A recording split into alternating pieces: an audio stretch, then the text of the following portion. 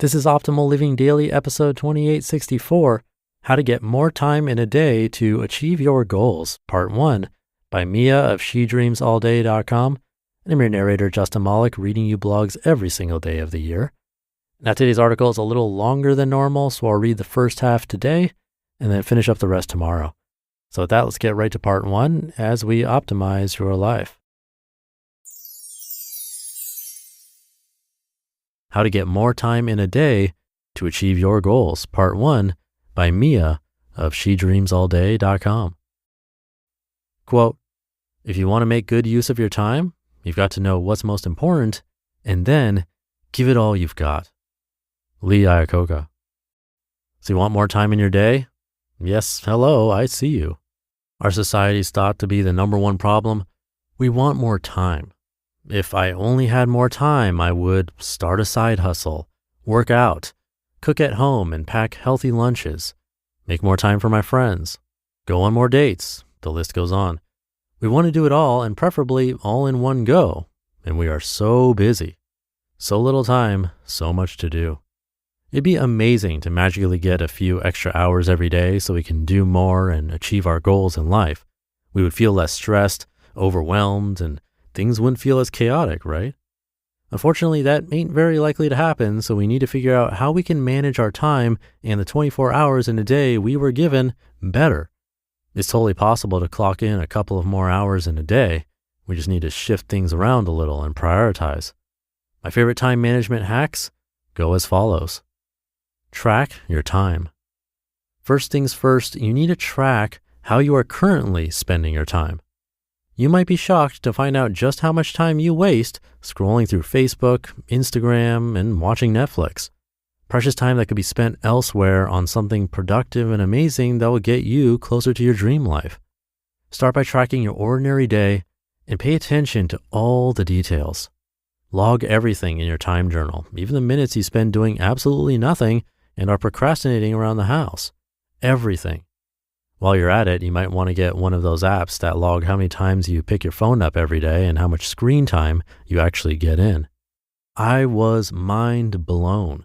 Studies show that we spend on average up to 135 minutes daily on social media, and the curves are still increasing. That's not counting Netflix.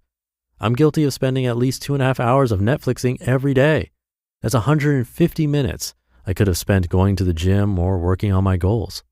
Most of the time, we assume activities such as exercising will take twice as long as it really does. There's a whole lot of miles and weightlifting that can be done in just 30 minutes. Half an hour is better than no minutes at all. Heard that one before? Anyway, you see where I'm going with this, don't you? Awareness. Be aware of how you are currently spending your time. Easy peasy. Get your journal out and start logging your time. Prioritize. First step, awareness and time tracking. Next step, prioritize. Be aware of how you spend your time and then make the firm decision that you want to change it up and prioritize your time differently. Figure out what you want to spend your time on. What is important to you right now in your life? Let's say you wish to be healthier and lose weight. Exercising daily is your new priority.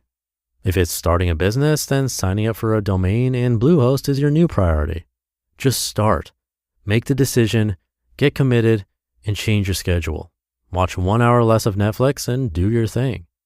Time management is not about jamming even more things on your calendar. It's about doing less and making time for the things that support you and make you happy. Savor Sundays.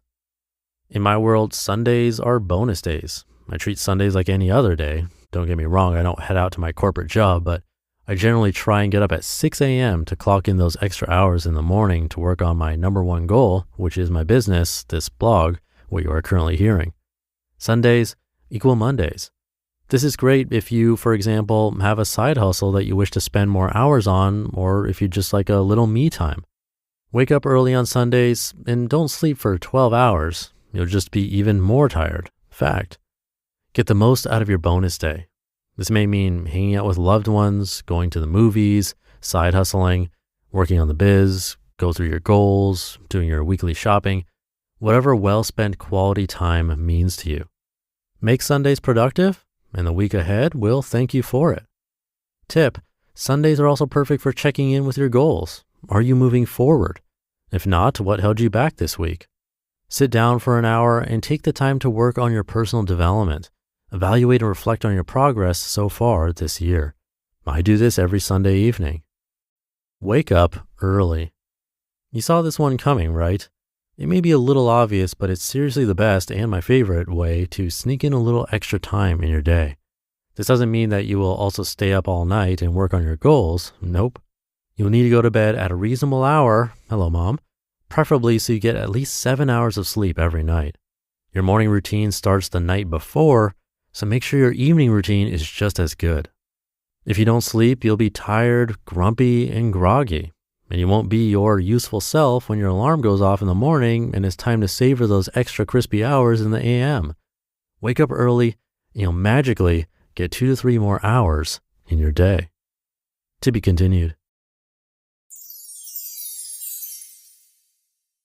You just listened to part 1 of the post titled, How to Get More Time in a Day to Achieve Your Goals by Mia of SheDreamsAllDay.com. Thank you to Mia. I mentioned this a week or two ago. Tracking your time, that's probably my favorite suggestion so far because I've done it a few times and it really is enlightening every time, like she said.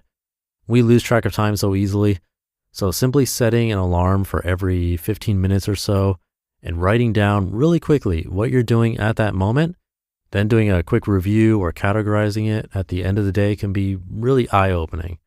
It's worth trying. It's also why we have that exercise in the Optimal Living Daily Workbook. We'll hear the rest of our tips tomorrow, so that should do it for today. Thank you for being here and listening every day, including the weekends. And I'll be back tomorrow to finish up this post, where your optimal life awaits.